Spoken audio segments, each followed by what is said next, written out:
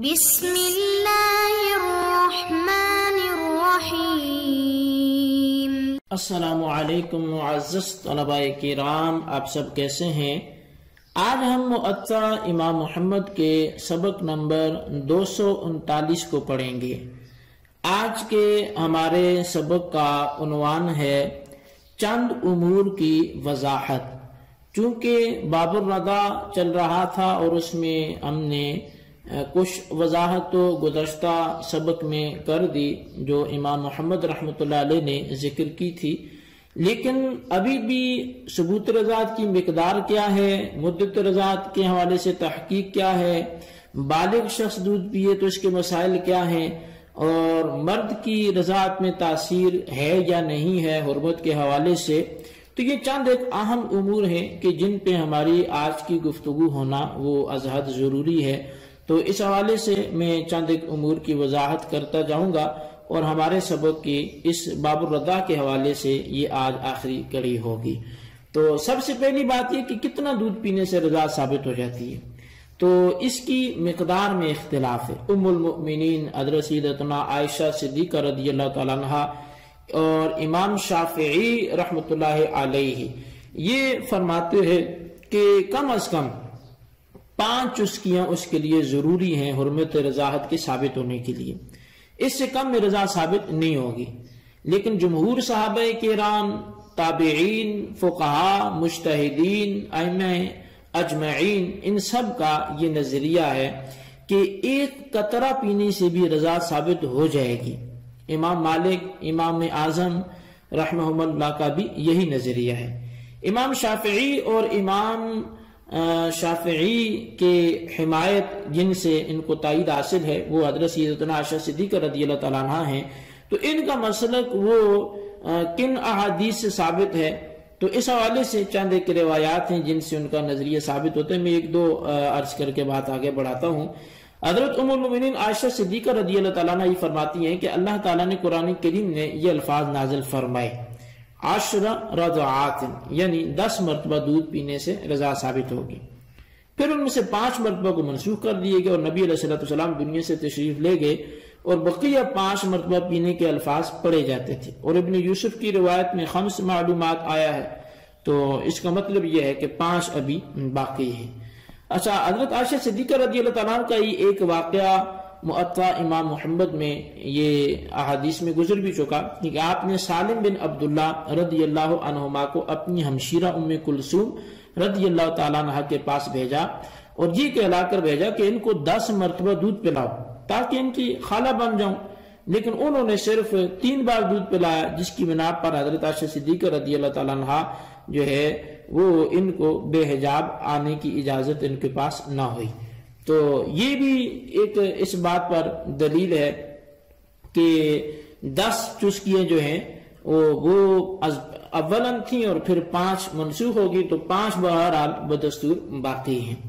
تو اب اس حوالے سے جمہور علماء کے دلائل کیا ہیں؟ تو جمہور علماء کرام نے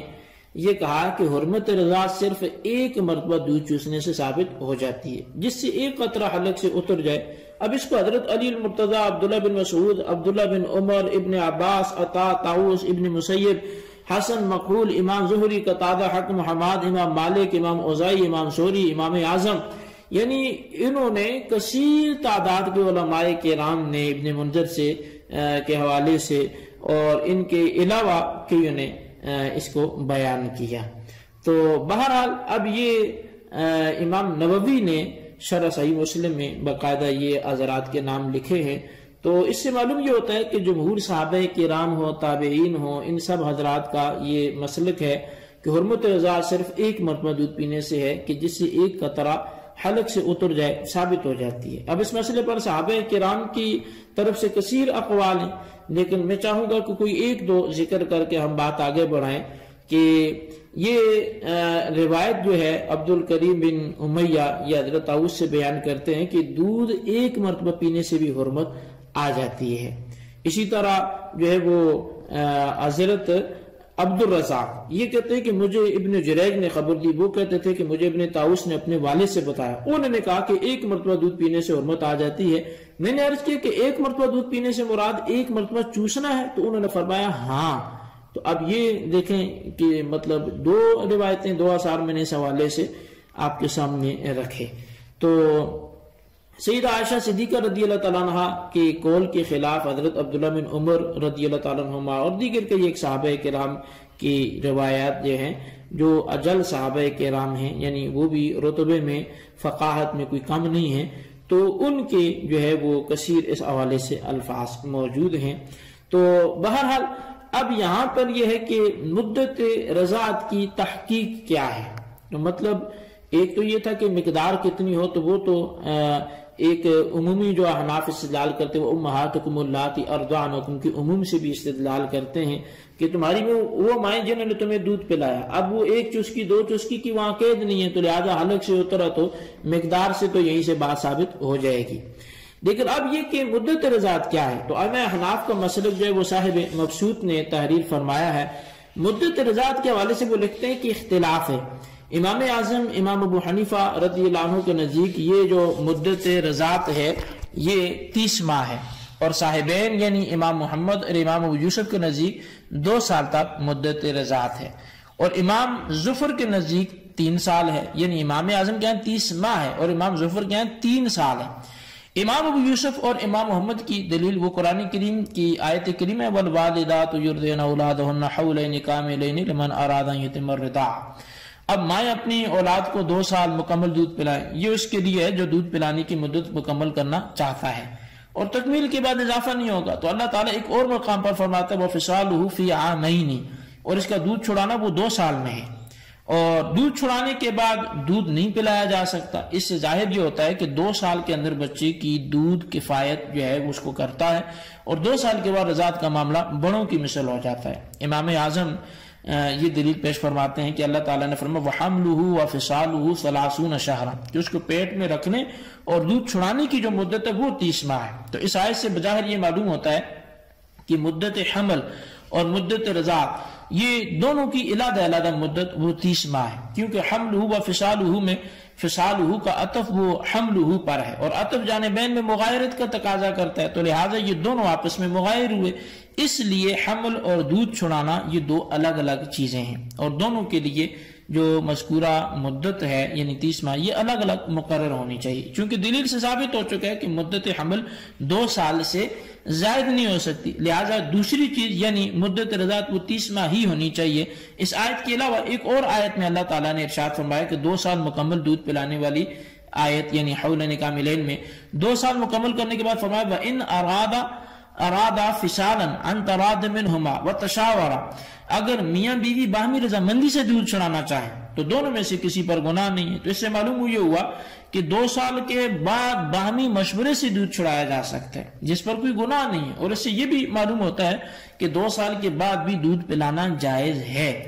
اللہ تعالیٰ نے سورہ بقرہ کی آیت نمبر 233 میں فرمایا وَإِنْ أَرَدْتُمْ أَن تَسْتَرْضِعُوا أَوْلَادَكُمْ فَلَا جُنَاحَ عَلَيْكُمْ، کہ اگر تم اپنے بچوں کو کسی اور عورت سے دودھ پلانا چاہو تو اس پر بھی کوئی حرج گناہ نہیں ہے جب ان کی حقیقی مائیں دودھ پلانے پر راضی نہ ہو۔ اب اس آیت کی تفسیر میں کہا گیا کہ اس آیت سے مراد 2 سال کے بعد دودھ پلانا ہے، اس لیے کہ دودھ جس طرح 2 سال تک رضاعت یہ بنتا ہے اسی طرح 2 سال کے بعد بھی رضاعت بنتا ہے، اور دودھ 2 سال کے فوراً بعد نہیں چھڑایا جا سکتا بلکہ بتدریجاً چھڑایا جاتا ہے، یہاں تک کہ بچہ آہستہ آہستہ دودھ پینا بھول جائے اور دیگر اشیاء کھا پی کر گزارا کرنے لگے۔ اسی لیے 2 سال پر کچھ مدت بڑھانا یہ لازمی ہے۔ جب اضافہ ضروری ہوا تو حناف نے یعنی امام اعظم نے اس کے لیے ادنی مدت حمل کو جو 6 ماہ ہے اور دودھ پلانے کی انتہا کو حمل کی ابتدا پر قیاس کیا ہے۔ امام ظفر کہتے ہیں کہ جب 2 سال پر اضافہ کرنا ہی ہے تو سال کے اضافہ کیا جائے، اس لیے آپ مدت رضاعت جو ہے وہ 3 سال مکمل قرار دیتے ہیں۔ تو بہرحال یہ مبسوط کے حوالے سے میں نے آپ کے سامنے بات رکھی۔ اب ایک اور بات ہے، وہ یہ ہے کہ بالغ مرد کے دودھ پینے سے حرمت ثابت ہوگی یا نہیں ہوگی۔ تو بالغ مرد مدت رضاعت گزرنے کے بعد اگر کسی عورت کا دودھ خواہ کتنی مرتبہ بھی پی لے تو اس سے رضا ثابت نہیں ہوتی، اس پر کثیر احادیث بھی موجود ہیں۔ اس مسئلے سے جو ہے وہ کوئی مطلب اختلافی اس میں رائے نہیں ہے، البتہ اگر کوئی اس پر بھی اختلاف کرنا چاہے تو اختلاف تو ہر چیز پر ہی پھر ہوتا ہے۔ تو بہرحال اس کے حوالے سے اگر سیدھا سا جواب دیا جائے تو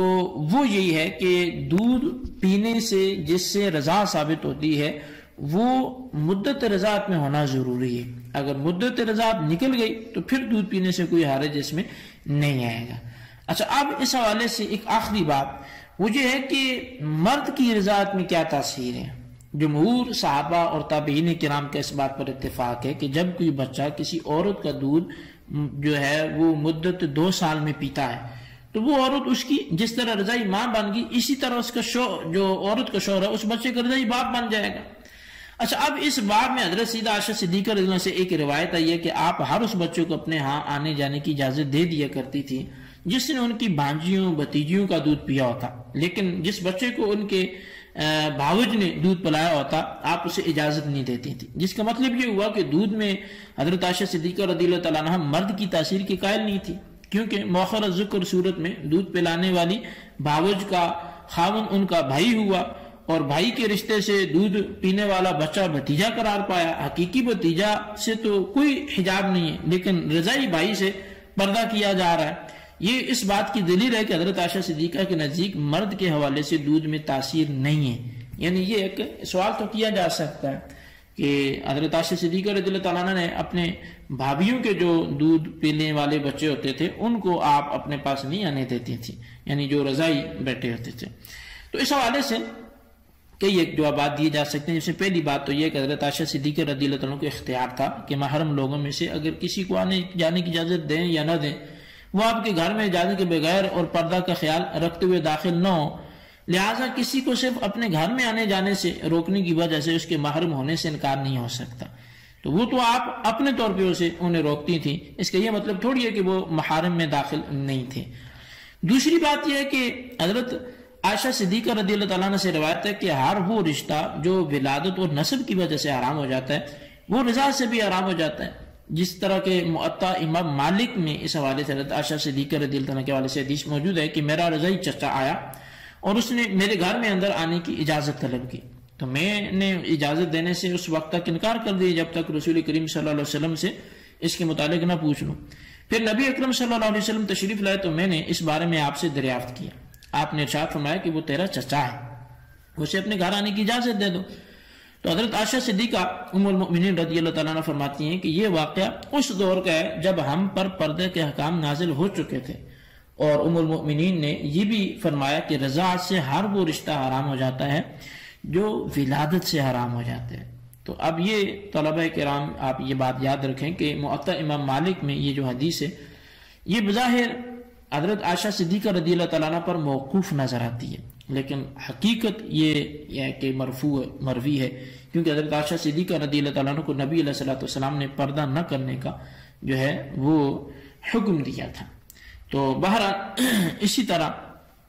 حضرت عائشہ